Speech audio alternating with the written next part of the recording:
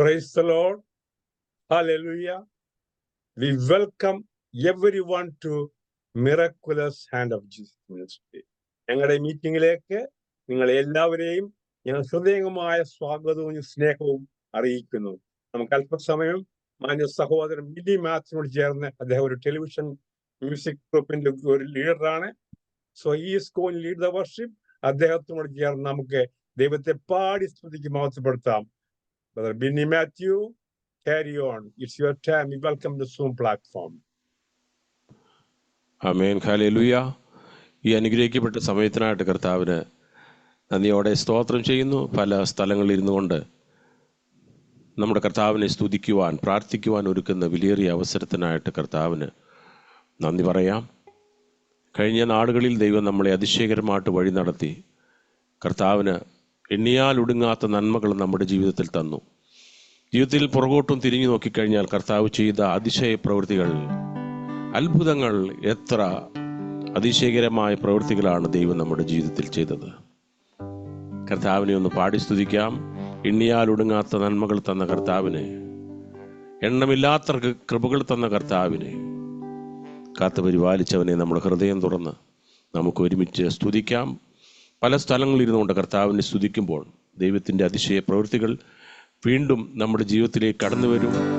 അവൻ വഴികളെ തുറക്കുന്ന ദൈവമാണ്, നമ്മളെ കാത്തു പരിപാലിക്കുന്നവനാണ്. ചേർന്ന് പാടാം. ഹല്ലേലൂയ.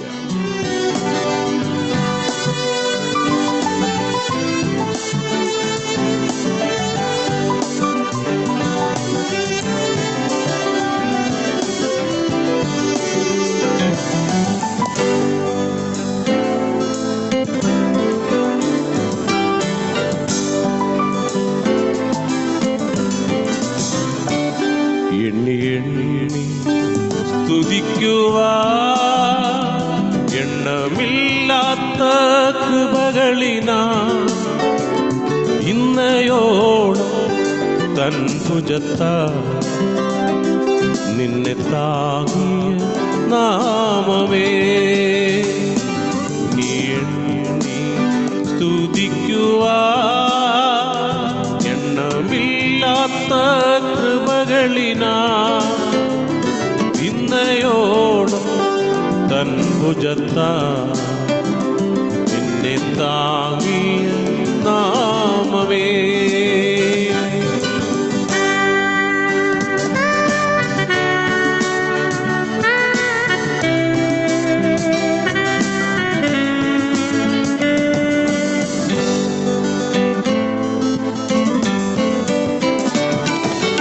ഉന്നം വച്ച വൈരി കണ്ണിൻ മുൻപിൽ പതറാതെ, ഉന്നം വച്ച വൈരിയിൽ കണ്ണിൻ മുൻപിൽ പതറാതെ, കൺമണി പോൽ കാക്കും കരങ്ങളിൽ നിന്നെ മൂടി മറച്ചില്ലേ. കൺമണി പോൽ കാക്കും കരങ്ങളിൽ നിന്നെ മൂടി മറച്ചില്ലേ. എണ്ണി എണ്ണി തുതിക്കുവാ. എണ്ണമില്ലാത്ത കൃപകളിനാ ഇന്നയോളം തൻ ഭുജത്താ നിന്നെ താങ്ങിയ നാമമേ. ആമേൻ. ഹല്ലേലൂയ.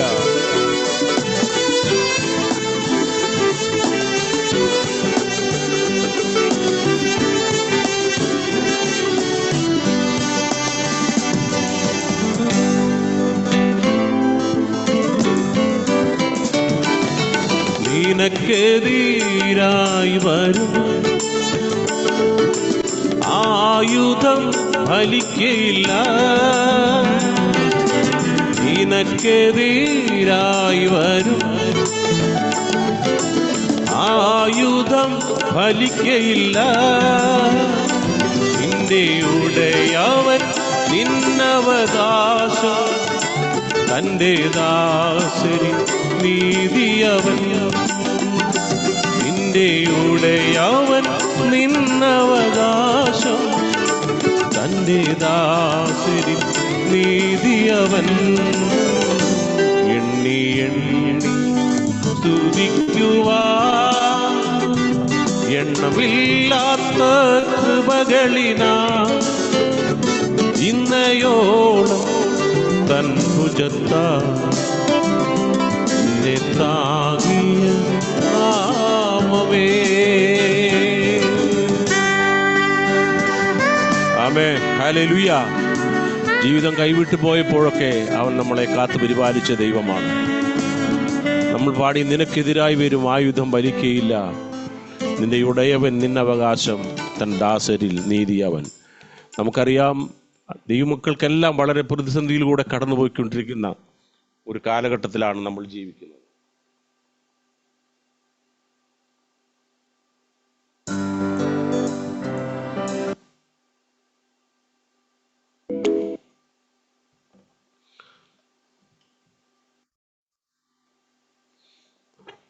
എന്നാൽ അവിടെയെല്ലാം കർത്താവ് നമ്മളെ കാത്തു പരിപാലിച്ചു.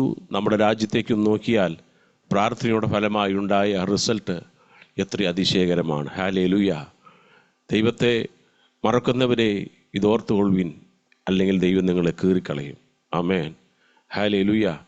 അനേക ജീവിതങ്ങളിലേക്ക്, ദൈവത്തെ അറിയാത്തവരുടെ ഹൃദയങ്ങളിലേക്ക് പോലും കർത്താവ് പ്രവർത്തിച്ചു എന്ന് നമുക്ക് മനസ്സിലാക്കുവാൻ കഴിയും. ഹല്ലേലൂയ. ആ കുഞ്ഞാടിൻ്റെ വിലയേറിയ രക്തത്താൽ പല സമയങ്ങളിലായി വീണ്ടെടുക്കപ്പെട്ട ദൈവമക്കളാണ് നമ്മൾ ഓരോരുത്തരും. അതുകൊണ്ട് കർത്താവിനെ നമുക്ക് ഒരുമിച്ച് സ്തുതിക്കാം. ഹല്ലേലൂയ. നമുക്കൊരു ഭാഗ്യകാലമുണ്ട്.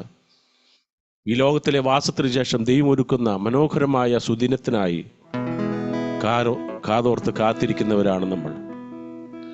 അനേക തലമുറകളായി പാടിവരുന്ന ഈ മനോഹരമായ ഗാനം അറിയാവുന്ന എല്ലാവരും ആയിരിക്കുന്നിടത്ത് ചേർന്ന് പാടുമല്ലോ. പാസ്റ്റർ MK വർഗീസ് എഴുതിയ മനോഹരമായ ഒരു പാട്ടുണ്ട്, കുഞ്ഞാട്ടിൻ തിരുരക്തത്താൽ ഞാൻ ശുദ്ധനായി തീർന്നു. 4ാം ക്ലാസ് മാത്രം വിദ്യാഭ്യാസമുള്ള അദ്ദേഹം ഈ പ്രത്യാശ നിറഞ്ഞ ഗാനങ്ങൾ അടുത്ത തലമുറകൾക്ക് വേണ്ടി കൈമാറ്റം ചെയ്യപ്പെട്ടതാണ്. കർത്താവിൻ്റെ വരവ് താമസിച്ചാൽ ഇനിയും അനേക തലമുറകളിൽ ഗാനം പാടുവാൻ അത്ര പരിശുദ്ധാത്മാവിനാൽ എഴുതപ്പെട്ടൊരു ഗാനമാണിത്. ആ പാട്ട് ഓരോ പ്രാവശ്യവും പാടുമ്പോഴും എനിക്ക് കൂടുതലായിട്ട് പാടാൻ തോന്നാറുണ്ട്. ഹല്ലേലൂയ. ഞങ്ങളുടെ സഭകളിലെല്ലാം എപ്പോഴും കർത്താവിനെ പാടി ആരാധിക്കുന്ന ആ ഗാനമാണ്. മഹത്വം രക്ഷക സ്തുതി നിനക്കുന്നു, ചേറ്റിൽ നിന്നെന്നെ നീ വീണ്ടെടുത്തതിനാൽ. ഹല്ലേലൂയ. ആ മനോഹരമായ ഗാനം, ആ ഭാഗ്യഗാനം ഓർത്ത് നമുക്ക് ചേർന്ന് പാടാം.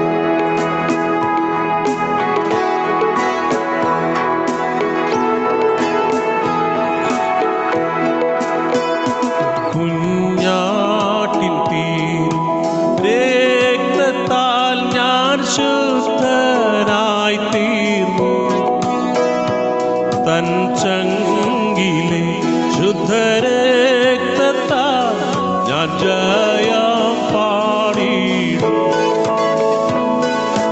മഹത്വം രക്ഷക സ്തുതി നിനക്കെന്നു, ചേറ്റിൽ നിന്നെന്നെ നീ വീണ്ടെടുത്തതിനാൽ സ്തുതിക്കും അങ്ങേ ഞാൻ ആയുസ്സിൻ നാളെല്ലാം നന്ദിയോടടി വണങ്ങും.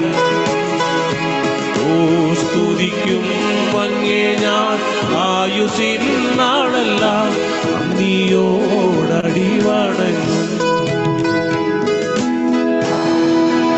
ആമേൻ, ഹല്ലേലൂയ.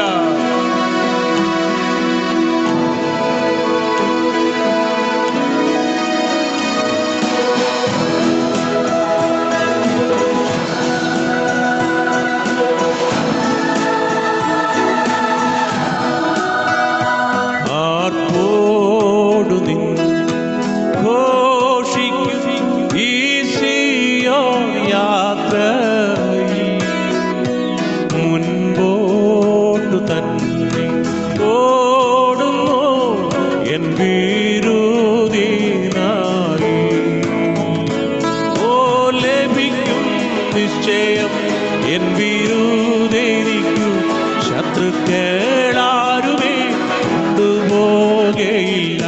പ്രാപിക്കും വന്നു ഞാൻ രാജൻ കയ്യിൽ നിന്നും ദൂതന്മാരുടെ മധ്യത്തിൽ. പ്രാപിക്കും വന്നു ഞാൻ രാജൻ കയ്യിൽ നിന്നും ദൂതന്മാരുടെ മധ്യത്തിൽ.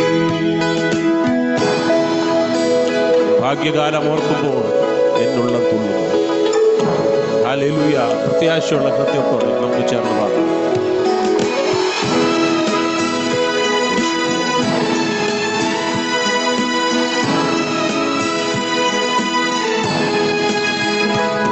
എൻ ഭാഗ്യകാലം ഓർക്കുമ്പോൾ എന്നുള്ളം തുള്ളുന്നു. ഈ ലോകസുഖം തള്ളി ഞാൻ ആ ഭാഗ്യം കണ്ടപ്പോ ആമേൻ നിത്യമാം രാജ്യത്തിൽ അന്നു ഞാൻ പാടിടും. രാജന്മോഹം കണ്ടു എന്നും ഞാൻ ഘോഷിക്കും. രക്തത്തിൻ ഫലമായി വാഴുവേ സ്വർഗത്തിൽ കോടി കോടി യുഗങ്ങളായി. ഓ രക്തത്തിൻ ഫലമായി വാഴുവേ സ്വർഗത്തിൽ കോടി കോടി യുഗങ്ങളായി.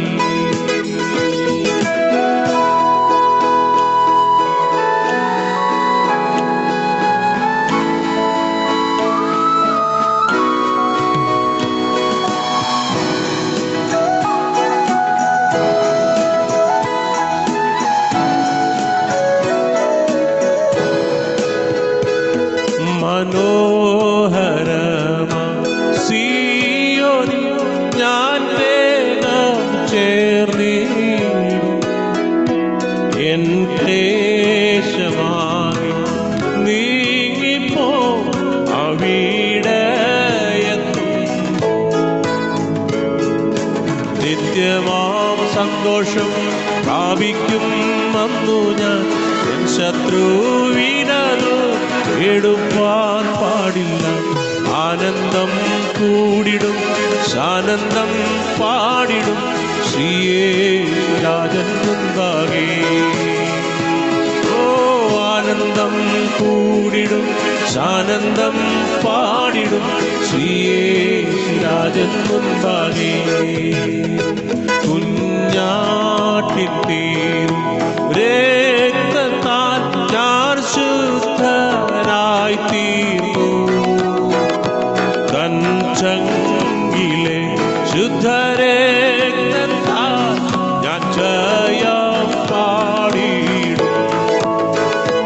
ഓ മഹത്വം രക്ഷക സ്തുതി നിനക്കെന്നും. ചേറ്റിൽ നിന്നെന്നെ വീണ്ടെടുത്തതിനായി സ്തുതിക്കും അങ്ങേ ഞാൻ ആയുസ്സിൻ നാളെല്ലാം. നീയോടടിവണങ്ങും സ്തുതിക്കും അങ്ങേ ഞാൻ ആയുസ്സിൻ നാളെല്ലാം. നീയോടടിവണങ്ങും. ഹല്ലേലൂയ. പ്രത്യാശയുള്ളവർ ഹൃദയങ്ങളെ തുറന്ന് കരങ്ങൾ ഉയർത്തി കർത്താവിന് സ്തോത്രം ചെയ്താട്ട്. ആമേൻ. മനോഹരമാം സിയോനിൽ ഞാൻ വേഗം ചേർന്നിടും. എൻ ക്ലേശമാകെ നീങ്ങിപ്പോവും അവിടെ എത്തുമ്പോൾ. ഹല്ലേലൂയ.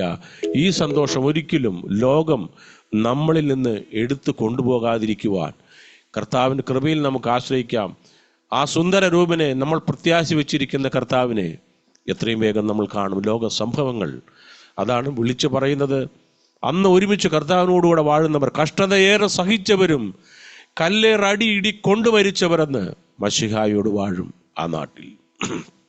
ഞാനെപ്പോഴും പറയാറുണ്ട്, നമ്മുടെ രാജ്യത്ത് ഈ ലോകത്തിൽ ഒരു ഇലക്ഷൻ നടന്ന് ആദ്യം കിട്ടുന്നത് അവർക്ക് 5 വർഷമാണ്. എന്നാൽ ഒരു ദൈവ പൈതലിന് കർത്താവിനോടുകൂടെ വാഴുവാൻ ഫസ്റ്റ് സ്ലോട്ട് 1000 വർഷമാണ്. ആമേൻ. ആ കർത്താവിനെ നമ്മൾ വേഗം കാണും. യേശു മഹോന്നതനെ വേഗം കാണാം, മൽപ്രേമകാന്തനെ കാണാം. ഈ പാട്ട് ഒരുമിച്ചായിരിക്കുന്ന സ്ഥലത്ത് ഒന്ന് ചേർന്ന് പാടിക്കാട്ട്.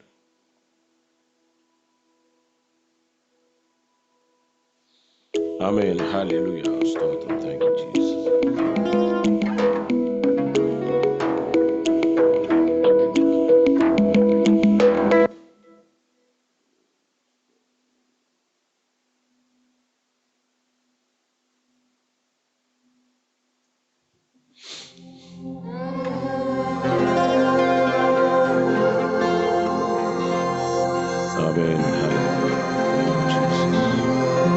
ഹൃദയങ്ങളിൽ ആ പ്രത്യാശ നൽകട്ടെ.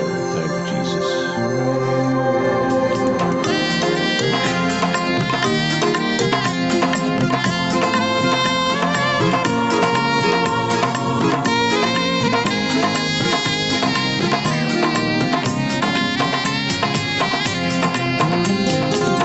യേശു മഹോന്നതനെ മഹോന്നതനെ വേഗം കാണാം, പ്രേമകാന്തനെ കാണാം. യേശു മഹോന്നതനെ മഹോന്നതനെ വേഗം കാണാം, പ്രേമകാന്തനെ കാണാം.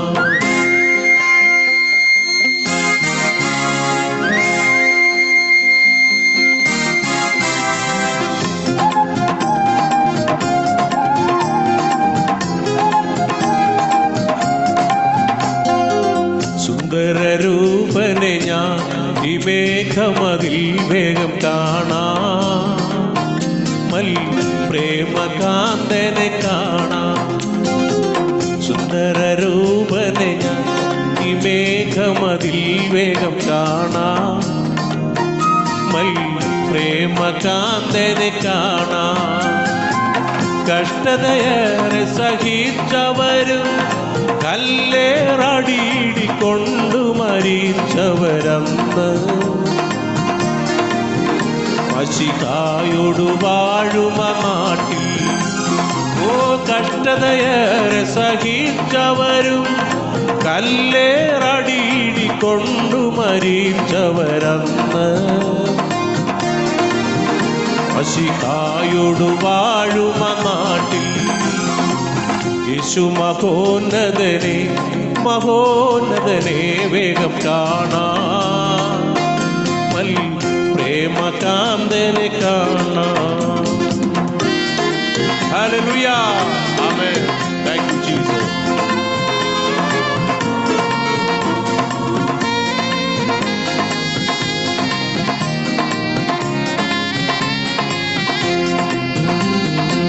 പൊന്മണിമാലയവൻ എനിക്കു തരും ശുഭ്രവസ്ത്രം, നാഥൻ എന്നെ ധരിപ്പിക്കുമെന്ന്. പൊന്മണിമാലയവൻ എനിക്കു തരും ശുഭ്രവസ്ത്രം, നാഥൻ എന്നെ ധരിപ്പിക്കുമെന്ന്. കണ്ണുനീരാകെ ഒഴിഞ്ഞിടുമേ, 1000 ആണ്ട് വസിക്കും അവരുടെ നാട്ടിൽ. എനിക്കാൻ ഒരുക്കിയ വീട്ടിൽ, ഓ കണ്ണുനീരാകെ ഒഴിഞ്ഞിടുമേ, 1000 ആണ്ട് വസിക്കും അവരുടെ നാട്ടിൽ. എനിക്കാൻ ഒരുക്കിയ വീട്ടിൽ. യേശു മഹോന്നതനെ മഹോന്നതനെ വേഗം കാണാം, പ്രേമകാന്തനെ കാണാം. ചേർന്ന് പാടാം. രാപ്പകലില്ലവിടെ പ്രശോഭിതമായൊരു നാട്. ആമേൻ, ഹല്ലേലൂയ. നമ്മുടെ ഹൃദയ പ്രത്യാശ കൊണ്ട് നിറയട്ടെ. Thank you Jesus. ഹല്ലേലൂയ. രാപ്പകലില്ലവിടെ പ്രശോഭിതമായൊരു നാട്, 4 ജീവികൾ പാടുമവിടെ.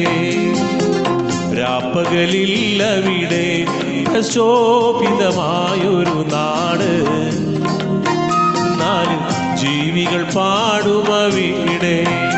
ഓ ജീവജല നദിയുണ്ടവിടെ, ജീവമരങ്ങളുമായി നിലകൊണ്ടൊരു ദേശം. നല്ലൊരു ഭുവനദേശം. ആമേൻ. ജീവജല നദിയുണ്ടവിടെ, ജീവമരങ്ങളുമായി നിലകൊണ്ടൊരു ദേശം. നല്ലൊരു ഭുവനദേശം. യേശു മഹോന്നതനെ മഹോന്നതനെ വേഗം കാണാം, പ്രേമകാന്തനെ കാണാം. യേശു മഹോന്നതനെ മഹോന്നതനെ വേഗം കാണാം. പ്രേമകാന്തനെക്കാൾ ചെറുവാടാ. യേശു മഹോന്നതനെ മഹോന്നതനെ വേഗം കാണാം. പ്രേമകാന്തനെ കാണാം. നമ്മുടെ ഹൃദയ പ്രത്യാശയാൽ നിറയട്ടെ. ഹല്ലേലൂയ. ഈ ലോകത്തിലെ കഷ്ടങ്ങളും പ്രതിസന്ധികളും മറന്ന് നമ്മുടെ കർത്താവിനെ കാണുവാൻ സമയമായി. കർത്താവിന്റെ വരവിന് വേണ്ടി നമുക്ക് ഒരുങ്ങാം, കാത്തിരിക്കാം. പരിശുദ്ധനായ കർത്താവെ, ഞങ്ങൾ നന്ദിയോടെ സ്തോത്രം ചെയ്യുന്നു. പല സ്ഥലങ്ങളിൽ ഇരുന്നു കൊണ്ട് അങ്ങയെ സ്തുതിക്കുവാൻ, ആരാധിക്കുവാൻ, പ്രാർത്ഥിക്കുവാൻ, വചനം കേൾക്കുവാൻ ഒരുക്കിയ വിലയേറിയ അവസരത്തിനായിട്ട് നന്ദി പറയുന്നു കർത്താവെ. ഈ സൂമിലൂടെ കടന്നു വന്നിരിക്കുന്ന എല്ലാവരെയും അനുഗ്രഹിച്ചാട്ടെ. കൃപ കൊണ്ട് മൂടണമേ.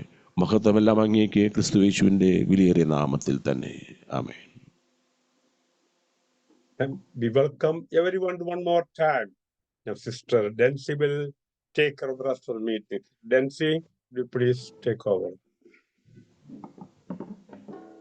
Hallelujah. Praise the Lord. ഇത് യഹോവ ഉണ്ടാക്കിയ ദിവസം ഇന്ന് നാം സന്തോഷിച്ച് ആനന്ദിക്കാം. ഇന്നത്തെ ഈ മീറ്റിംഗിൽ നമുക്ക് ഒന്നിച്ചു പാടി കർത്താവിനെ സ്തുതിപ്പാൻ ദൈവ അവസരങ്ങളെ ഒരുക്കിയല്ലോ. അതിനായിട്ട് നമുക്ക് ദൈവത്തെ സ്തുതിക്കാം, സ്തോത്രം ചെയ്യാം. അതിനായിട്ട് കർത്താവിന്റെ ദാസൻ ബിന്നി മാത്യൂസിനെ കർത്താവ് ബലപ്പെടുത്തിയല്ലോ. ഹല്ലേലൂയ. കർത്താവിന്റെ ദാസന്റെ ശുശ്രൂഷകളെ ഓർത്ത് നമുക്ക് വീണ്ടും പ്രാർത്ഥിക്കാം. അതോടൊപ്പം തന്നെ ഇന്നത്തെ മീറ്റിംഗിന്റെ അനുഗ്രഹത്തിനായി നമുക്ക് പ്രാർത്ഥിക്കാം. പരിശുദ്ധാത്മാവിന്റെ കൺട്രോളിൽ തന്നെ ഈ മീറ്റിംഗ് നടക്കുവാൻ കർത്താവ് സഹായിക്കേണ്ടതിനായി നമുക്ക് പ്രാർത്ഥിക്കാം. ഇന്ന് ടെസ്റ്റിമണി പറയുന്ന ഡോക്ടർ ബ്ലെസ്സിക്കായി നമുക്ക് പ്രാർത്ഥിക്കാം. കർത്താവ് തന്റെ മകളെ ശക്തീകരിക്കാനായിട്ട് നമുക്ക് പ്രാർത്ഥിക്കാം. ഇന്ന് കൂടി വരുന്ന എല്ലാവരുടെയും ജീവിതത്തിൽ ഹല്ലേലൂയ കർത്താവിന്റെ സന്നിധിയിൽ ആയിരിക്കുന്ന നിമിഷങ്ങൾ ഏറ്റവും ഹല്ലേലൂയ കർത്താവിന്റെ ആ സാന്നിധ്യം വ്യക്തിപരമായി അനുഭവിച്ചറിയുന്ന നിമിഷങ്ങളായി തന്നെ ആയിരിക്കട്ടെ. ഹല്ലേലൂയ. ഒരു നെറ്റ്വർക്കിന്റെ ഇഷ്യൂസ് ഒന്നും ഉണ്ടാകാതെ എല്ലാവർക്കും നന്നായി കേൾക്കും. Lord, hallelujah. One more time, we welcome everyone to our meeting. And Sister Swini Jacob will introduce the speaker. Thank you. Praise the Lord. ദൈവനാമത്തിന് നന്ദിയോട് സ്തോത്രം ചെയ്ത് സ്തുതിക്കുന്നു. ഇന്നൊരു പ്രാവശ്യം കൂടെ ഈ മീറ്റിംഗിൽ നമുക്കായിരിക്കാൻ ദൈവം നൽകി തന്ന ഭാഗ്യത്തിനായി ദൈവത്തിന് മഹത്വം കരേറ്റുന്നു. ഈ മീറ്റിംഗിലായിരിക്കുന്ന എല്ലാ ദൈവദാസന്മാർക്കും ദാസിമാർക്കും എൻ്റെ സ്നേഹവന്ദനം ഞാൻ അറിയിക്കുന്നു. ഇന്ന് നമ്മളോട് ഈ മീറ്റിംഗിലെ സാക്ഷ്യം ഷെയർ ചെയ്യുവാൻ കടന്നു വന്നിരിക്കുന്നത് കേരളത്തിൽ എറണാകുളത്ത് നിന്ന് ഡോക്ടർ ബ്ലെസ്സിയാണ്. ബ്ലെസ്സി ഒരു പാസ്റ്ററിന്റെ മകളാണ്. ബ്ലെസ്സി റഷ്യയിൽ മെഡിസിൻ പഠിക്കുകയായിരുന്നു. അതിനുശേഷം കേരളത്തിൽ വന്ന് പ്രാക്ടീസ് ചെയ്യാൻ ആലപ്പുഴ ഹോസ്പിറ്റലിൽ ചേരുകയും ആ ടൈമില് ബ്ലെസ്സിക്ക് ഫെയിൻ്റായി. അങ്ങനെ 2 കിഡ്നീസും ഫെയിലിയറായി. ഇപ്പോൾ ആ മകളാണെങ്കിൽ ആഴ്ചയിൽ 3 പ്രാവശ്യം ഡയാലിസിസിലൂടെയാണ് കഴിയുന്നത്. ഒരു കിഡ്നി ട്രാൻസ്പ്ലാന്റ് ചെയ്യുന്നതിന് വേണ്ടി വെയിറ്റ് ചെയ്യുന്നു. പ്രത്യേകം ഹല്ലേലൂയ. പൈതലിന് കർത്താവിന് സകലതും കഴിയും. നമ്മുടെ ദൈവത്തിന് കഴിയാത്ത ഒരു കാര്യവുമില്ല. യഹോവ ദൈവത്തിന്റെ വചനത്തിൽ പറയും, യഹോവയെ കഴിയാത്ത വല്ല കാര്യമുണ്ടോ? ഹല്ലേലൂയ, സ്തോത്രം. ആ കുഞ്ഞിനൊരു കിഡ്നി കിട്ടുവാനും അതിന്റെ എല്ലാ ഫൈനാൻഷ്യലി അവര് വളരെ ഭാരപ്പെടുന്നു. അതിന്റെ എല്ലാ വിഷയങ്ങളും കർത്താവ് ഒരുക്കി തക്ക സമയത്ത് ആ കുഞ്ഞിനെ ട്രാൻസ്പ്ലാന്റ് ചെയ്ത് അവളൊരു മെഡിക്കൽ ഡോക്ടറായി. ഹല്ലേലൂയ. അനേകർക്ക് ഒരു ആശ്വാസവും തിരുനാമത്തിന് പൈതൽ മുഖാന്തരം മഹത്വം എടുപ്പാൻ നമുക്കെല്ലാം പ്രാർത്ഥിപ്പാൻ നമ്മളെ സഹായിപ്പാനും അതിനുവേണ്ടി ഒരുക്കട്ടെ. ടെസ്റ്റിമണി ഷെയർ ചെയ്യുന്നതിന് വേണ്ടി ബ്ലെസ്സി മോളെ ഞാൻ ഈ ലൈനിലേക്ക് സ്വാഗതം ചെയ്യുന്നു. നമുക്കെല്ലാം പ്രാർത്ഥനയോട് ദൈവസേനയായിരിക്കാം.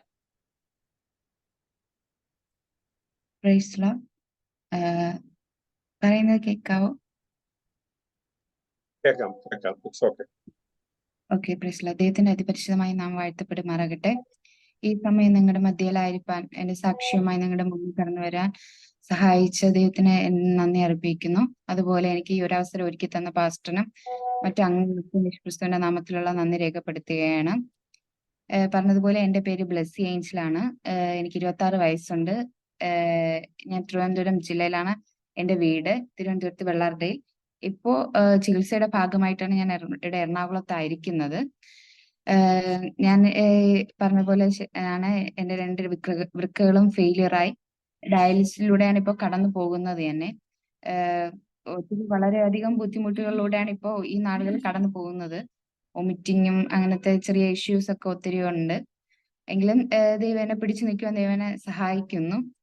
1998 ഞാൻ ജനിക്കുന്നത്. ആ സമയം തന്നെ എൻ്റെ ഹാർട്ടിന് ചെറിയ പ്രോബ്ലങ്ങളൊക്കെ ഉണ്ടായിരുന്നു. വാൾവിന് ചെറിയൊരു ഹോളൊക്കെ ഉണ്ടായിരുന്നു.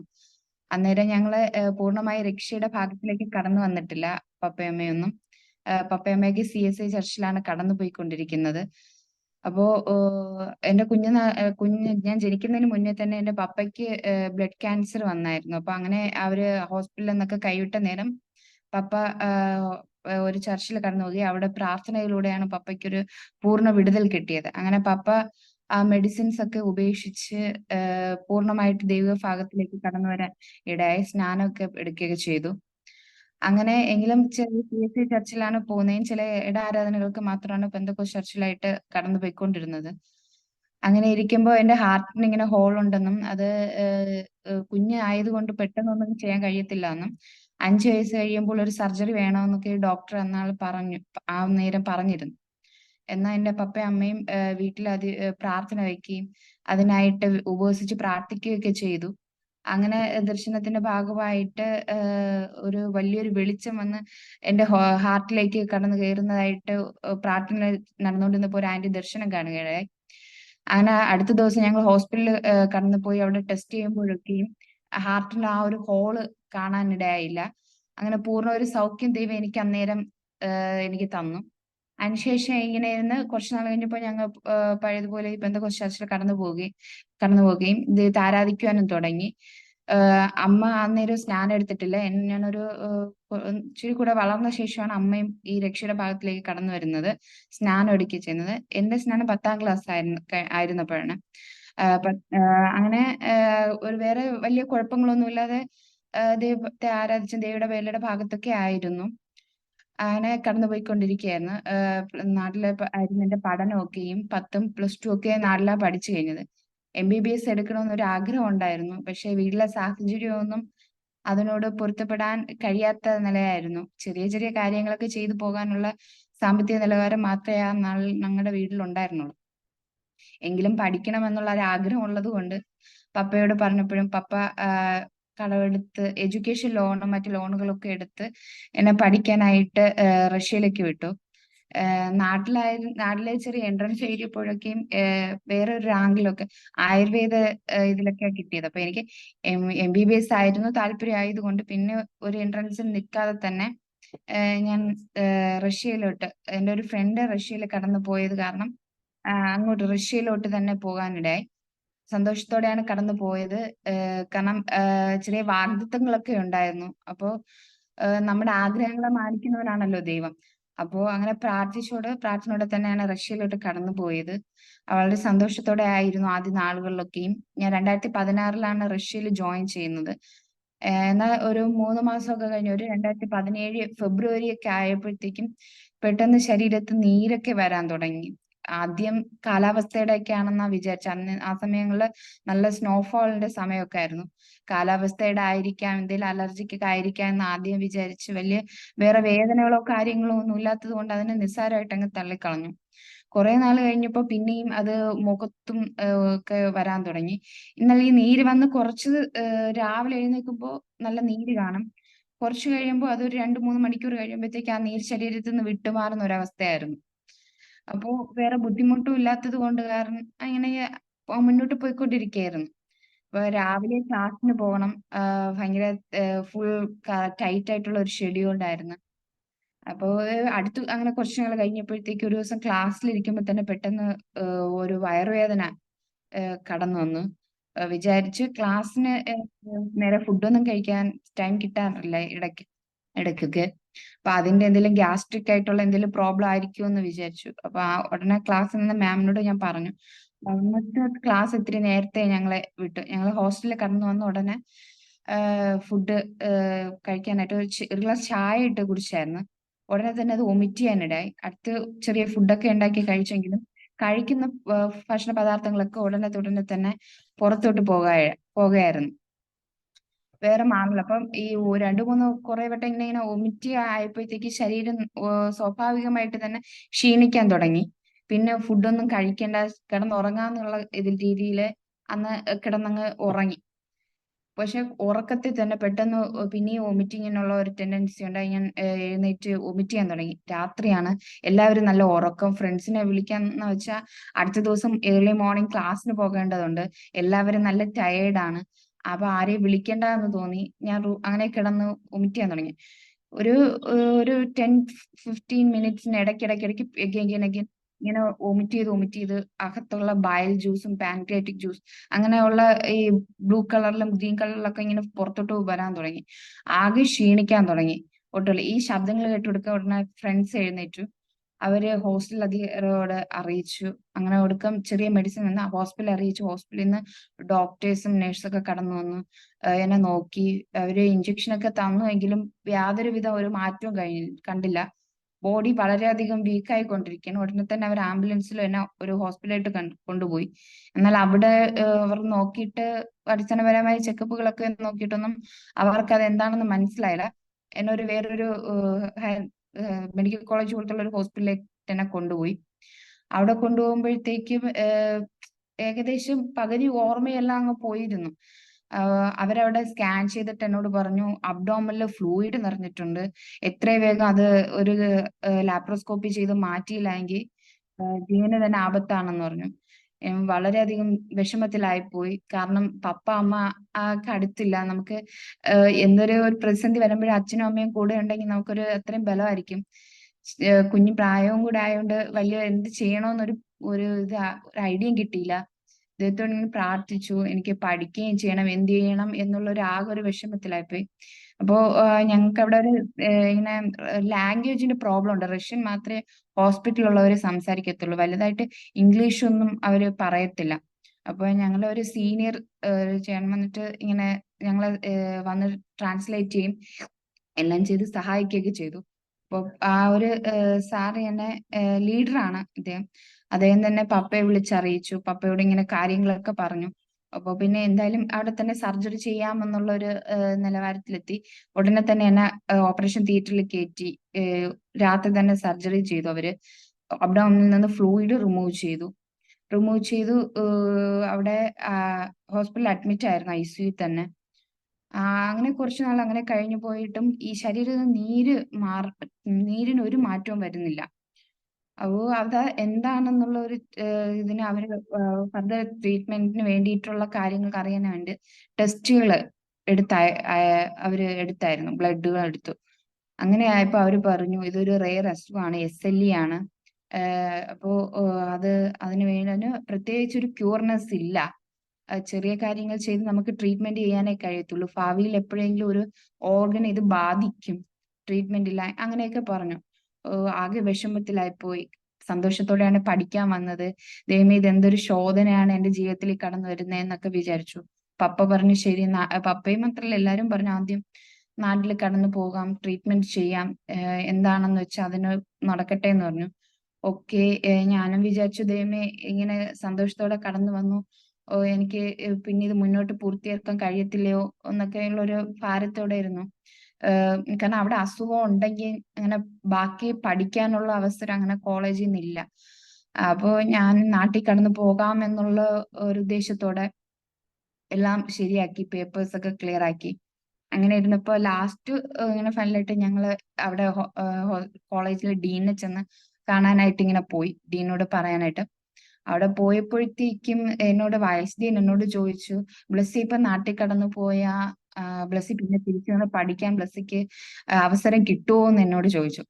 അപ്പോ അതൊരു ഇതാണ്, ശരിയാണ്. എനിക്ക് നാട്ടിൽ പോയി കഴിഞ്ഞാൽ പിന്നെ എന്നെ ഇങ്ങോട്ട് പഠിക്കാനായിട്ട് വിടും എന്നുള്ളൊരു ഇത് ഇല്ല. ഉറപ്പായും എന്നെ ആരും വിടത്തില്ല എന്നെനിക്കറിയാം. അപ്പോ എന്റെ ഒരു ആഗ്രഹം അത് ഇവിടെ തന്നെ അങ്ങ് നിന്ന് പോകും എന്നെനിക്കങ്ങനെ തോന്നി. അപ്പോ ഞാന് അങ്ങനെ അപ്പൊ ഡീനും അങ്ങനെ ചോദിച്ചപ്പോഴത്തേക്കും എനിക്കൊരു സംശയം. ഞാൻ പറഞ്ഞു ഇല്ല സാർ.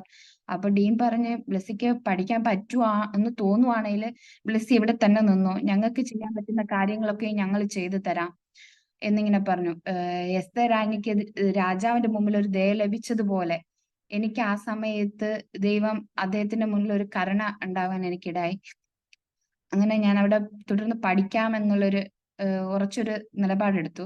ഞാനും പപ്പയോട് പറഞ്ഞു, പപ്പ എനിക്ക് കുഴപ്പങ്ങളൊന്നുമില്ല, ഞാൻ പഠിക്കാം. എന്തെങ്കിലും ബുദ്ധിമുട്ടുണ്ടെങ്കിൽ നമുക്ക് ആ നേരം നോക്കാം എന്നുള്ള ഇതില് ഞാൻ അങ്ങനെ പപ്പയോട് പറഞ്ഞു. ഏകദേശം 3 മാസത്തോളം ഞാൻ അവിടെ ഹോസ്പിറ്റലിൽ ഒറ്റയ്ക്ക് അഡ്മിറ്റ് ആയിരുന്നു.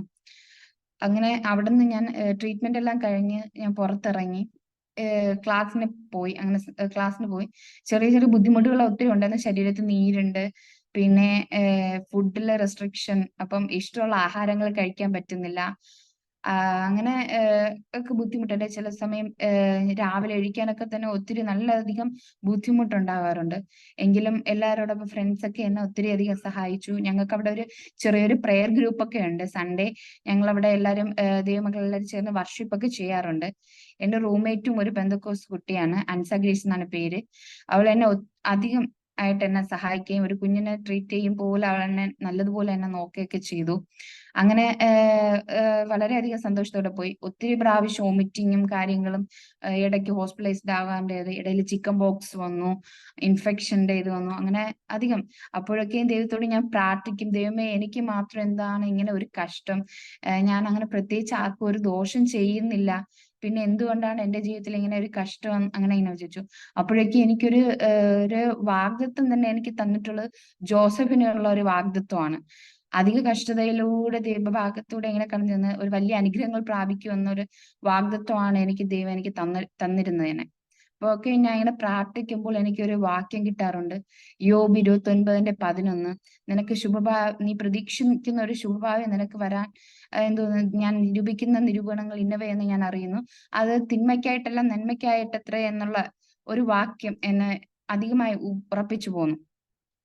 അങ്ങനെ ഞാൻ ആ വാക്യങ്ങൾ വെച്ച് ദൈവത്തോട് പ്രാർത്ഥിച്ചു. വളരെ സമയങ്ങൾ വേർതിരിച്ചിരുന്ന് പ്രാർത്ഥിക്കാറുണ്ട്. അങ്ങനെയൊക്കെ ഇരുന്ന് പ്രാർത്ഥിച്ചു ഒപ്പം ക്ലാസ് അറ്റൻഡ് ചെയ്യുകയൊക്കെ ചെയ്തു. ഇടയിൽ ഇങ്ങനെ കഷ്ടതകളുടെ ഇടയിൽ ഓരോ വർഷം കൂടുമ്പോഴും അധികം കഷ്ടതകൾ എനിക്ക് കൂടി വരികയാണ്. ശരീരം ക്ഷീണിക്കുക അങ്ങനെയൊക്കെ ഉണ്ടായിരുന്നു. നാട്ടിലെ ഓരോ പ്രാവശ്യം ഞാൻ കടന്നു വരുമ്പോഴും ട്രിവാൻഡ്രം മെഡിക്കൽ കോളേജിൽ പോവും, അഡ്മിറ്റ് ആവും. അവിടെ ചില തെറാപ്പികളൊക്കെ ചെയ്യും, മരുന്നൊക്കെ അടയ്ക്കും, പ്ലാസ്മ അങ്ങനത്തെ ഇതൊക്കെ ചെയ്ത് അങ്ങനെ ഒരു ലെവലിലൊക്കെ ഞാൻ ഇവിടുന്ന് മെഡിസിനുമായിട്ട് ഞാൻ തിരിച്ചു പോവും. പിന്നെയും അങ്ങനെയൊക്കെ കണ്ടിന്യൂ ചെയ്യുകയായിരുന്നു. അങ്ങനെ ദൈവത്തിന്റെ അനുഗ്രഹപ്രകാരം എല്ലാം കൊണ്ടും വാഗ്ദത്തങ്ങളൊക്കെ ഉള്ളത് കൊണ്ട് എന്താ ദൈവം എന്നെ സഹായിച്ച് 2022 എന്നെ MBBS പൂർത്തീകരിക്കാൻ ദൈവം എന്നെ സഹായിച്ചു. നല്ല രീതിയിൽ ഒരു ഗ്രാജുവേഷൻ ലഭിച്ചു അവിടുന്ന്. അത് കഴിഞ്ഞ് നാട്ടിൽ കടന്നു വന്ന് ഇവിടുത്തെ രജിസ്ട്രേഷൻ ഞങ്ങൾക്ക് വേണം. അപ്പൊ അതിന് ഇവിടുത്തെ FMG എന്ന് പറഞ്ഞ ഒരു എക്സാം ഞങ്ങൾ എഴുതേണ്ടതുണ്ട്. അപ്പൊ അതിന് കോഴ്സിന് പോകണം ഒക്കെ അങ്ങനെ ഒരു പ്ലാനിങ്ങിലായിരുന്നു. പക്ഷെ ഈ ചെറിയൊരു ബുദ്ധിമുട്ടുള്ളത് കാരണം കരുതി ഒരു ചെറിയൊരു ബ്രേക്ക് എടുത്തിട്ട് പോകാം എന്നുള്ള ഒരു ലെവലിൽ അങ്ങനെ ഇരിക്കുകയായിരുന്നു. ഇവിടെയും വന്ന് ട്രീറ്റ്മെന്റ് എടുത്തായിരുന്നു. അപ്പം അങ്ങനെ ഒത്തിരി ഇങ്ങനെ സ്ട്രഗിൾ ചെയ്ത് ഇങ്ങനെ ഇരിക്കുമ്പോൾ ഞാനൊരു ആലപ്പുഴയിൽ ഒരു നൈട്രോപ്പതിയുടെ ഒരു ട്രീറ്റ്മെന്റിനായിട്ട് ഇങ്ങനെ ഒരാള് പറഞ്ഞിട്ട് ഇങ്ങനെ കടന്നുപോയി. അപ്പോ അവിടെ ഒരു ഇന്റഗ്രേറ്റഡ് രീതിയിലുള്ള ഒരു സെറ്റപ്പ് ആണ്. അപ്പൊ ഞാൻ അവിടെ കടന്നുപോയപ്പോ ഡോക്ടേഴ്സ് ഒക്കെ എന്നോട് വലിയ കാര്യമാണ്. അതുകൊണ്ട് തന്നെ അവർ എന്നെ MBBS കഴിഞ്ഞിട്ടുള്ളതും കൂടെ ആയതുകൊണ്ട് അവിടെ എന്നെ ഒരു പ്രാക്ടീസ് എന്ന ലെവലില് ഒരു ജോബ് പോലെ എനിക്ക് അവിടെ തന്നു. അപ്പൊ ഞാൻ ട്രീറ്റ്മെന്റും ഒപ്പം ഈ ചികിത്സയും ഒപ്പം ഈ പ്രാക്ടീസുമായിട്ടൊക്കെ സന്തോഷത്തോടെ കടന്നു പോവുകയായിരുന്നു. അങ്ങനെ ഡയറ്റും കാര്യങ്ങളിലൂടെ എന്റെ ക്രിയേറ്റിൻ ലെവലൊക്കെ ഇതിനിടയ്ക്ക് തന്നെ ഞാൻ നാട്ടിൽ കടന്നു വന്നപ്പോൾ എനിക്കൊരു ബയോപ്സി ചെയ്തായിരുന്നു. ബയോപ്സി ചെയ്തപ്പോ ഒക്കെ അറിഞ്ഞു കിഡ്നിക്ക് ഒരു 60% തന്നെ ഡാമേജ് ആയിട്ടുണ്ട്. ക്രിയേറ്റിൻ ലെവലൊക്കെ ഒത്തിരി കൂടുതലാണ് അങ്ങനെ പറഞ്ഞു. അപ്പൊ അത് ആയതുകൊണ്ട് തന്നെ ഭക്ഷണ രീതിയിലൊക്കെ ചില ക്രമീകരണങ്ങളൊക്കെ വരുത്തി ആ ഒരു ലെവലിൽ പോവുകയായിരുന്നു. നാച്ചുറോപ്പതിയും കൂടെ ആയപ്പോ. അപ്പൊ അങ്ങനെ ഒത്തിരി കൺട്രോൾ ലെവൽ ആയിരുന്നു എല്ലാ കാര്യങ്ങളും.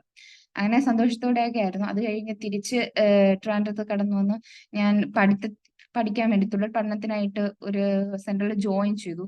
ഒരു 2 weeks ഒക്കെ ആയപ്പോഴത്തേക്കും പിന്നെയും എനിക്ക് ഫുഡൊന്നും കഴിക്കാൻ കഴിയുന്നില്ല.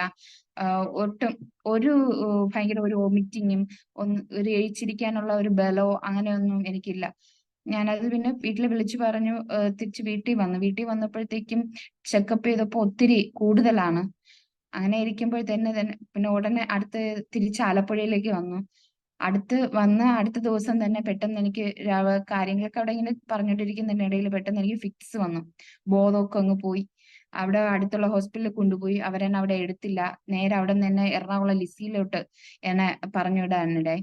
ഇവിടെ വന്നപ്പോഴത്തേക്ക് എനിക്ക് ബോധവും ഓർമ്മ അങ്ങനെയൊന്നുമില്ല. അപ്പൊ അവരെന്നോട് പറഞ്ഞു, അവിടെ പറഞ്ഞു എമർജൻസി ആയിട്ട് ഡയാലിസിസ് ചെയ്തില്ല എങ്കിൽ പ്രശ്നമാണെന്ന് പറഞ്ഞു. പെട്ടെന്ന് തന്നെ അവര് ഡയാലിസിസ് ചെയ്തു. അങ്ങനെ അന്നേരം ക്രിയാറ്റിൻ 16ഉം HB വളരെയധികം 4ആയിട്ട് കുറയൊക്കെ ചെയ്തു. അങ്ങനെ വളരെയധികം ഭയങ്കര വീട്ടിലെല്ലാവരും ഭയങ്കര പേടിയിലൊക്കെ ആയിരുന്നു എന്താകും എന്നുള്ളൊരിതില്. എങ്കിലും പപ്പ ഒരു കുറച്ച് പ്രത്യാശ ഉണ്ടായിരുന്നു. കാരണം ദൈവം ജീവൻ തരുവാണെങ്കിൽ അത് ദൈവത്തിനായിട്ടുള്ള ഒരു രീതിയിൽ പോകുമെന്നുള്ള ഒരു ലെവലിൽ പപ്പ അങ്ങനെ പ്രതീക്ഷിച്ചിട്ട് പ്രാർത്ഥിക്കുക. അമ്മയും പപ്പയൊക്കെ പ്രാർത്ഥിച്ചുകൊണ്ടൊക്കെ പ്രാർത്ഥനയോടായിരുന്നു. ഒത്തിരി സ്ഥലങ്ങളിൽ എനിക്ക് വേണ്ടി പ്രാർത്ഥനകളൊക്കെ നടത്തിയിരുന്നു. ഒത്തിരി പേര് എനിക്ക് വേണ്ടി പ്രാർത്ഥിക്കുകയായിരുന്നു ആ സമയം. അങ്ങനെയായിരുന്നു. ICയിലായിരുന്നു. അങ്ങനെ കുറച്ച് നാള് ഒരു 3-4 ദിവസം വരെ ഒട്ടും ഓർമ്മയില്ലായിരുന്നു. അങ്ങനെ അവർ എമർജൻസി ആയിട്ട് എനിക്ക് കത്തീറ്റർ ഇട്ട് ഡയാലിസിസ് തുടങ്ങി. ആഴ്ചയിൽ 2ആയിട്ടാണ് ഡയാലിസിസ് എനിക്ക് തുടങ്ങിയത്. പക്ഷെ നോർമലി ഡോക്ടർ അത് കഴിഞ്ഞ് എന്നെ റൂമിലോട്ട് മാറ്റി ഒക്കെ വന്നപ്പോഴത്തേക്കും ഡോക്ടർ എന്നോട് വന്ന് പറഞ്ഞൊരു വാക്കുണ്ട്, ബ്ലെസ്സി ഈസ് എ മിറക്കിൾ. ഒരു മിറക്കിൾ പോലെയാണ്. മറ്റൊരു രോഗമുള്ള ഒരു നെഫ്രൈറ്റിസ് രോഗമുള്ള ഒരു വ്യക്തിക്ക് ഒരിക്കലും ഇങ്ങനെ ഇത് പെട്ടെന്ന് ഇങ്ങനെ റിക്കവർ കിട്ടത്തില്ല. എഴുച്ചിരിക്കാനുള്ള ഒരു ബലമൊന്നും കിട്ടത്തില്ല. പക്ഷെ ബ്ലെസ്സി ഒരു മിറക്കിളാണ്. ബ്ലെസ്സിക്ക് ഒപ്പം തന്നെ എഴുച്ച് നടക്കാനുള്ള എല്ലാത്തിനുള്ള ഒരു കഴിവ് കിട്ടിയല്ലോ. അത് മാത്രമല്ല പല സിംറ്റംസും എനിക്ക് നോർമലി ഒരു നെഫ്രൈറ്റിസ് ഉള്ള ഒരാൾക്കാണെങ്കിൽ യൂറിനൊക്കെ പുറത്ത് ഔട്ട്പുട്ട് കുറവായിരിക്കും. പിന്നെ അതിന് ഒരു നല്ലൊരു യെല്ലോ കളർ അങ്ങനത്തെ. എനിക്ക് അങ്ങനത്തെ ഒരു ബുദ്ധിമുട്ട് ഒരിക്കലും വന്നിട്ടില്ല. ഞാൻ 16 ക്രിയാറ്റിൻ ഉണ്ടായിരുന്ന ആ ഒരു ലെവലിലും ഞാൻ നല്ലതുപോലെ നടക്കുകയും കാര്യങ്ങൾ പറയുകയും എല്ലാം ചെയ്യുമായിരുന്നു. ശരീരത്തിന് ക്ഷീണം ഉണ്ട് എന്നുണ്ടെങ്കിൽ പോലും എനിക്ക് നടക്കാനുള്ള ഒരു കൃപ ദൈവം എന്നെ പുറമെ എന്റെ ഒരു അപ്പിയറൻസിൽ ഒരിക്കലും ഞാനൊരു രോഗിയാണെന്ന് മറ്റൊരാൾക്ക് ബോധ്യം വരുന്ന രീതിയിൽ ഒന്നും അല്ലായിരുന്നു എന്നെ കാണുന്നവർക്ക്. അപ്പോ അതൊരു ദൈവഭാഗ്യമായിട്ട് ഞാൻ കാണുന്നു. ആരുടെ മധ്യയിൽ ചെന്നാലും ഞാൻ പറഞ്ഞിട്ടല്ലാതെ അവർക്ക് എന്നെ അറിയത്തില്ല ഞാനൊരു രോഗിയാണെന്നുള്ള കാര്യം. അങ്ങനെയൊക്കെയാണ്. അപ്പം ഡോക്ടേഴ്സിന് വലിയ അതിശയമൊക്കെ ആയിരുന്നു അങ്ങനെ ഒരു ഇതില്. ഞാനും അങ്ങനെ കുഴപ്പമില്ല ദൈവത്തോട് പ്രാർത്ഥിച്ചു. കാരണം ഓരോ പ്രാവശ്യം നേരത്തെയൊക്കെ ഞാൻ ദൈവത്തോട് പിറുപിറുത്തിട്ടുണ്ട്, ദൈവമേ എനിക്ക് ഇങ്ങനത്തെ ഈ കഷ്ടം. പിന്നത്തേല് ദൈവം എനിക്ക് തരുന്ന ഓരോ വാഗ്ദത്തങ്ങളും വാക്യങ്ങൾ തരുന്ന ദർശനങ്ങളിലൂടെയൊക്കെയും ഞാനത് മനസ്സിലാക്കി. എന്തായാലും കഷ്ടതയിലൂടെ കടന്നാലും ദൈവം നമ്മളെ അതൊരു ശോധന പോലെ നമ്മളെ നല്ലതാക്കാൻ, ഒരു പൊന്നായിട്ട് പുറത്തു വരാനുള്ള രീതിയിൽ ദൈവം നമ്മളോട് രീതിക്ക് ഞങ്ങളെ ട്രീറ്റ് ചെയ്യുന്നതാണെന്നുള്ള രീതിയിൽ മനസ്സിലാക്കി. അപ്പൻ സ്നേഹിക്കുന്ന മക്കളെ ശിക്ഷിക്കുന്നു എന്നാണ്. അപ്പൊ നമ്മുടെ ഭാഗത്തുനിന്ന് ചെറിയ കുറ്റങ്ങൾ കടന്നു വരികയാണെങ്കിൽ ദൈവം ചെറിയ ബാലശിക്ഷകൾ നൽകി നമ്മളെ ശുദ്ധീകരിച്ച് നമ്മളെ പുറത്തു കൊണ്ടുവരുന്നതാണ് എന്നുള്ള രീതിയിൽ ഞാൻ മനസ്സിലാക്കി ദൈവത്തോട് പ്രാർത്ഥിക്കുമായിരുന്നു. അങ്ങനെ ആഴ്ചയിൽ 2ആയി ഡയാലിസിസ് തുടങ്ങി. അപ്പൊ ഡോക്ടേഴ്സ് പറഞ്ഞു ലുപ്പൂസ് ആണല്ലോ. അപ്പോ ലുപ്പൂസ് എന്ന് പറയുമ്പോൾ അത് ഒരു വൈറസ് ആണ്, ഒരു ഓട്ടോ ഇമ്മ്യൂൺ ഡിസോർഡർ ആണ്. അതിപ്പോ നെർവസിനെയൊക്കെ ഒത്തിരി ബാധിച്ചു. മാത്രമല്ല 7 വർഷം കൊണ്ട് സ്റ്റെറോയിഡ്സ് പോലത്തുള്ള മെഡിസിൻസ് ഒക്കെ എടുക്കുന്നുണ്ട്. അങ്ങനെ നല്ല ത്രോംബോസിസ് ആണ് വെയിൻസ് ഒക്കെ. എനിക്ക് പ്രത്യേകിച്ച് ഫിസ്റ്റുലൊക്കെ ഇടാൻ ട്രൈ ചെയ്തപ്പോഴത്തേക്കൊന്നും ഫിസ്റ്റുലൊന്നും ത്രില്ലെല്ലാം വർക്കായില്ല ഈ ഇത് കാരണം. അങ്ങനെ അവര് പറഞ്ഞു എന്തായാലും കത്തീറ്റർ വഴി ഇപ്പം നടക്കട്ടെ, എന്നാൽ ഒത്തിരി നാൾ അതുവഴി പോകാൻ പറ്റത്തില്ല, എത്രയും വേഗം ട്രാൻസ്പ്ലാന്റ് ചെയ്യണം, ഒരു ഡോണറിനെ നോക്കണോ എന്നൊക്കെ പറഞ്ഞു. അങ്ങനെ ഓക്കെ എന്നൊക്കെ പറഞ്ഞ് ഞങ്ങള് വന്ന് ഒരു ഡോണറിന് വേണ്ടിയിട്ട് അന്വേഷണം തുടങ്ങി. അങ്ങനെ ഞങ്ങളുടെ വീട് വരുന്നത് തമിഴ്നാട് കേരള ബോർഡറാണ്. അപ്പൊ ആ സമയം അങ്ങനെ തമിഴ്നാട് തന്നെ ഉള്ള ഒരു പഞ്ചായത്തിന്റെ ഒരു പ്രസിഡന്റ് എനിക്ക് കിഡ്നി തരാന്ന് പറഞ്ഞു മുന്നോട്ട് വന്നു. ഇവിടെ വന്നപ്പോ ടെസ്റ്റ് ഒക്കെ ചെയ്തപ്പോഴത്തേക്കും GFR റേറ്റ് ആണെങ്കിലും കുറവാണ്. അങ്ങനെ അത് റിജക്റ്റ് ആയി പോയി. കുറച്ചു ആൾ മുന്നോട്ട് കഴിഞ്ഞു പോയപ്പോഴും പിന്നെയും വോമിറ്റിങ്ങും പഴയതുപോലെ ഫുഡൊന്നും കഴിക്കാൻ പറ്റാത്ത ഒരു അവസ്ഥ പിന്നെയും കടന്നു വന്നു. ശ്വാസം മുട്ടൊക്കെ കടന്നു വന്നു. എഗെയിൻ ഹോസ്പിറ്റലിൽ പോയി അവർ പിന്നെയും ചെക്ക് ചെയ്തപ്പോൾ കുറച്ചുകൂടെ കൂടുതലാണ്. അങ്ങനെ ഇപ്പോൾ ആഴ്ചയിൽ 3 ഡയാലിസിസ് ചെയ്യുന്നു. ഒത്തിരി ബുദ്ധിമുട്ടാണ്. എങ്കിലും ഈ സമയത്ത് ദൈവത്തോട് ആരാധിക്കാനും പ്രാർത്ഥിക്കാനൊക്കെ ഞങ്ങൾ ഇങ്ങനെ പോവുകയാണ്. അതിലൂടെ അങ്ങനെ പോവുകയാണ്. ദൈവത്തിന്റെ വചനങ്ങൾ തന്നെ ഉണ്ട്. 6 കഷ്ടത്തിൽ നിന്നേക്കവും നിന്നെ വിടിയിക്കും, 7-ാമത്തേതിൽ തിന്മ നിന്നെ തൊടുകയില്ല എന്ന ദൈവത്തിന്റെ വാക്കുകൾ എന്റെ മുന്നിൽ ഉള്ളത് കൊണ്ട് ഞാൻ അതിൽ ധൈര്യപ്പെടുകയും യെശയ്യാവിന്റെ 46 പറയുന്നു, ഭയപ്പെടേണ്ട, ഞാൻ നിന്നോട് കൂടെയുണ്ട്, ഭ്രമിച്ചു. ദൈവത്തിന്റെ വാഗ്ദത്തങ്ങൾ ഒത്തിരി എനിക്ക് ഇങ്ങനെ തരുന്നത് കൊണ്ട് ആ ഒരു ബലത്തിൽ ഞാൻ ഇങ്ങനെ മുന്നോട്ട് പോവുകയാണ്. ദൈവമക്കളെല്ലാവരും എനിക്ക് വേണ്ടി പ്രാർത്ഥിക്കണം. കാരണം ഇത്രയും നാൾ തന്നെ ദൈവത്തിന്റെ സന്നിധിയിൽ പിടിച്ചു നിൽക്കുവാനും അങ്ങനെ നിൽക്കുവാനൊക്കെ ദൈവം എന്നെ സഹായിച്ചു. തുടർന്ന് ട്രീറ്റ്മെന്റിന് വേണ്ടിയിട്ട് ഒത്തിരി സാമ്പത്തികമായുള്ള വേണം. അതിന് ഞങ്ങളുടെ കയ്യിൽ അങ്ങനെ പ്രത്യേകിച്ചൊന്നുമില്ല. ഇപ്പോൾ തന്നെ ഒത്തിരി പൈസ തന്നെ കാശൊക്കെ ചെലവായിട്ടുണ്ട്. അത് ഞങ്ങളെ ചില പിരിവുകളിലൂടെയൊക്കെയാണ് എല്ലാം കടന്നു പോകുന്നത്. ദൈവമക്കളെ എനിക്ക് വേണ്ടി പ്രാർത്ഥിക്കണം. സർജറി കൂടാതെ തന്നെ എനിക്ക് ഒരു പൂർണ്ണ ഒരു വിടുതൽ കിട്ടുവാൻ ദൈവം എന്നെ സഹായിക്കണമെന്ന് ഞാൻ ഉറച്ച് പ്രാർത്ഥിക്കുകയാണ്. അതിൽ തന്നെ വിശ്വസിക്കുന്നു. എനിക്ക് ഒരു പുതിയ കിഡ്നി ദൈവം എനിക്ക് തരുമെന്ന് തന്നെയാണ് വിശ്വാസം. ഇതിന്റെ വാഗ്ദത്തം എന്റെ മുമ്പിലുണ്ട്. അതിൻ പ്രകാരം മുന്നോട്ട് കടന്നു പോകുവാനും ഇത് പഠിച്ചതിന് ഒരു മിഷണറിയായി ഡോക്ടറായിട്ട് തന്നെ തീരുവാനും ഒരു കംപ്ലീറ്റ് ഒരു എഡ്യൂക്കേഷൻ എനിക്ക് അത് പൂർത്തീകരിക്കാൻ ദൈവനെ സഹായിക്കുന്നതിന് വേണ്ടി എല്ലാ ദൈവമക്കളും എനിക്ക് വേണ്ടി പ്രാർത്ഥിക്കണം. ഇത്രയും സമയം എന്നെ ശ്രമിച്ച എല്ലാ ദൈവമക്കൾക്ക് യേശുക്രിസ്തുവിന്റെ നാമത്തിൽ എന്നെ നന്ദി അറിയിക്കുകയാണ്. ഇനി ദൈവമക്കളെ എല്ലാവരും അനുഗ്രഹിക്കട്ടെ. എനിക്ക് വേണ്ടി പ്രാർത്ഥിക്കുക. ദൈവനാമം വാഴ്ത്തപ്പെടുമാറാകട്ടെ.